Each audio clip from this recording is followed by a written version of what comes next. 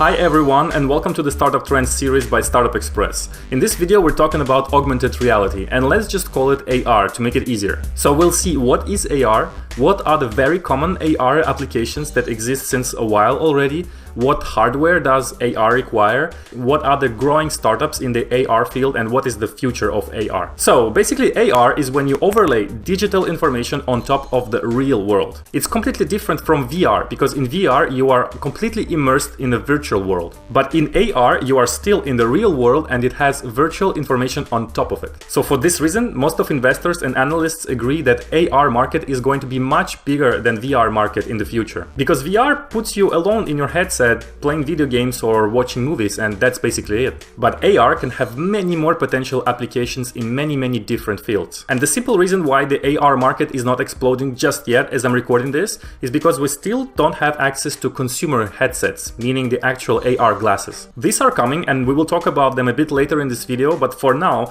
there is already AR on mobile and tablets thanks to the use of the cameras. It's very limited because you have to hold your devices with your hands. It's fun, but I mean only real AR glasses will make AR mainstream. Or maybe something else will. Yeah, I'm talking about Pokemon Go. So one thing for sure, Pokemon Go is not an example of some amazing AR tech, right? That's not the point. But Pokemon Go is a great thing because it made AR popular. I mean, before Pokemon Go there was a game called Ingress, and it was essentially the same concept. You had to walk in the cities and do a lot of similar stuff. Actually, they were both created by the same developer. So once they had Ingress, they basically just reused the map and all the locations that people tagged inside this game. They changed the design and it became Pokemon Go. And after this, millions of people downloaded it. So clearly thanks a lot to the Pokemon brand, because it brought AR to the masses. Like, you can play virtual things in the real world. But besides Pokemon Go, there have been AR applications on mobile since quite a while actually. For example, I'm an amateur astronomer and I often take my telescope to go watch the stars. And it's quite complicated to know the night sky by heart.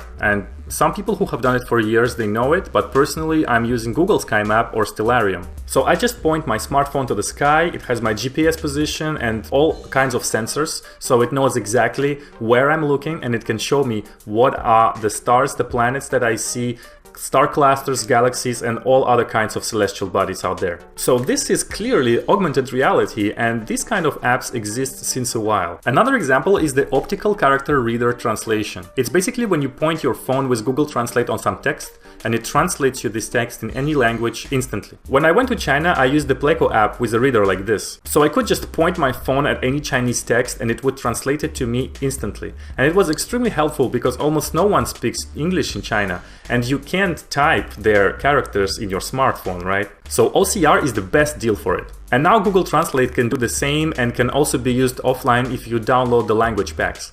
So all of this is clearly augmented reality. And of course there is Snapchat with its lenses, and which is also AR. Snapchat scans your face, understands where it is, tracks it, and overlays digital information on top of it. So as you can see, AR is already quite common and we use it every day. It's just that most of the people don't know that this is actually AR. And that's because it only works on smartphones for now. But that's about to change with several amazing AR headsets coming to the market very soon. Once they will be there, you won't need to pull out your smartphone anymore to look at virtual content in the real world. You'll just see it in front of you through AR glasses, and that will change everything. It will be amazing. So who is going to do it? Well, today I think there are only two companies which are serious about it, which are Microsoft with HoloLens and Magic Leap with, we don't know. So these guys are receiving a huge amount of funding from some of the best VCs out there, which I suppose have tested their product, right? Otherwise they wouldn't invest. But they still haven't shown anything so far. So we don't know what their goggles are going to look like or what will be their name. But apparently they're working on something huge, so let's see what happens. And also Apple is apparently working on AR glasses as well. They bought some AR startups, but personally I don't have much faith in them anymore. I mean, when you hear Tim Cook call Pokemon, that's not a very good sign, right? Although I think it would be great because Apple is the best in design and they have this ability to push the market to adopt new technologies. But before all of this, there were Google glasses. Remember? Great idea, but it wasn't working very well. I mean, the biggest problem was that it was socially awkward to wear these glasses in public, right?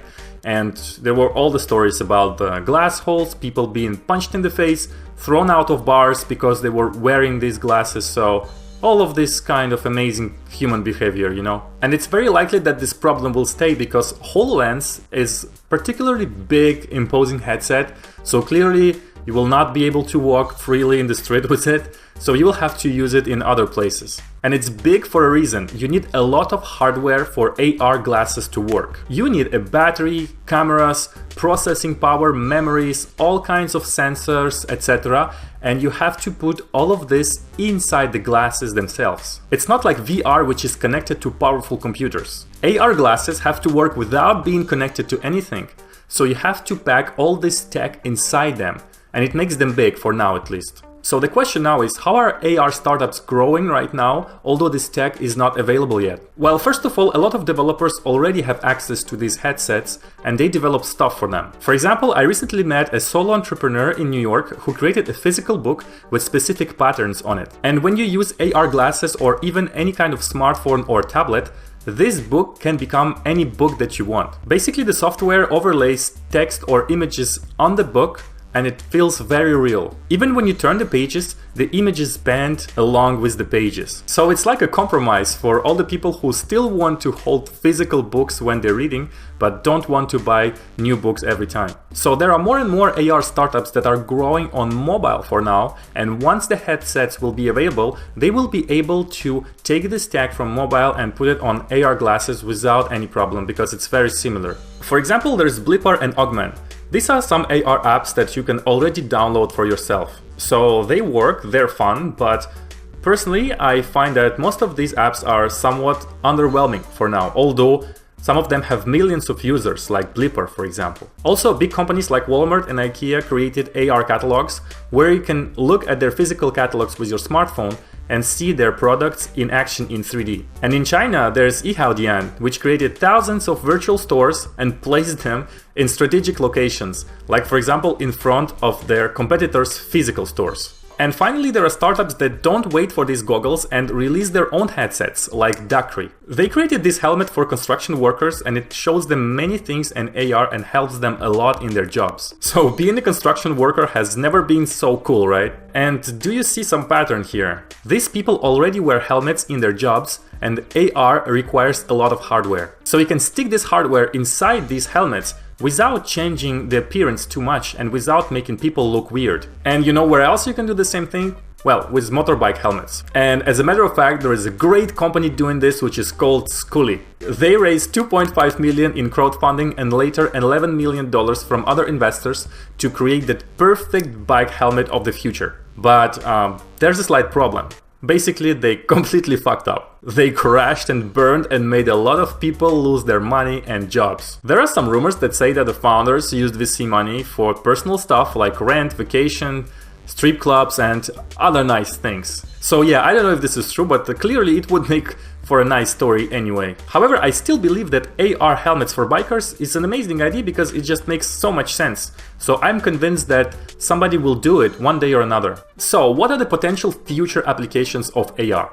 Well, there's just too many. This area is huge. It can be education, history, tourism, gaming, well, basically all the same things that you already have on your smartphone, but which would be much better if they were overlaid on the real world in front of your eyes. The only limitations for now are the hardware power, the size of the glasses, and the fact that it makes them so awkward to wear in public. So think of all the other places where you can wear them without looking awkward and where they can be useful. And these are still huge areas. This can be, for example, all sorts of jobs where you have to move around, like construction obviously, but also car repairing, all sorts of mechanics, etc. Without moving around, it can be all sorts of jobs which, for example, require to have access to several sources of information at the same time, or a lot of collaboration. For example, in all kinds of 3D design. Several people can look at the same 3D model of something, like a 3D model for video games or an architectural project, for example. And they can do it without staring at one same small screen,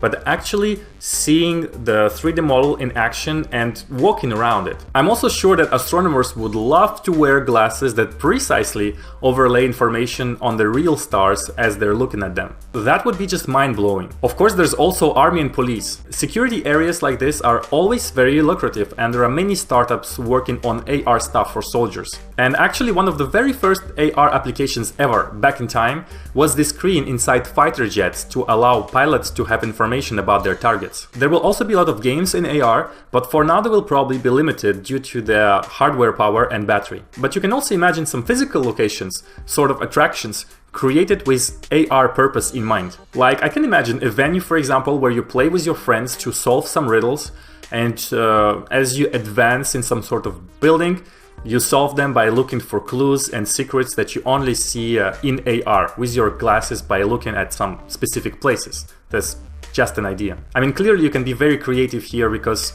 you can just create all sorts of venues where people would enjoy playing with AR. So entertainment will be big in AR, just like education. For example, you'll be able to go in museums or city tours and look at buildings or places and see how these places looked before or what happened there before. Imagine being in Washington in front of Lincoln Memorial and watching Martin Luther King giving his speech. That would be just mind-blowing. So I'm pretty sure that this will be a huge market as soon as we have well-functioning AR glasses. And maybe with time they will become more and more accepted by society, especially if they become smaller and maybe eventually reach the size of regular glasses. Maybe there will also be AR lenses at some point, who knows. And maybe we will end up in the future like this guy shows in this video, which is nicely done, but which is way more negative than my excitement about AR. So yeah, let's see what happens. I hope you guys enjoyed this video, and if you did, please like, comment and share. See you soon!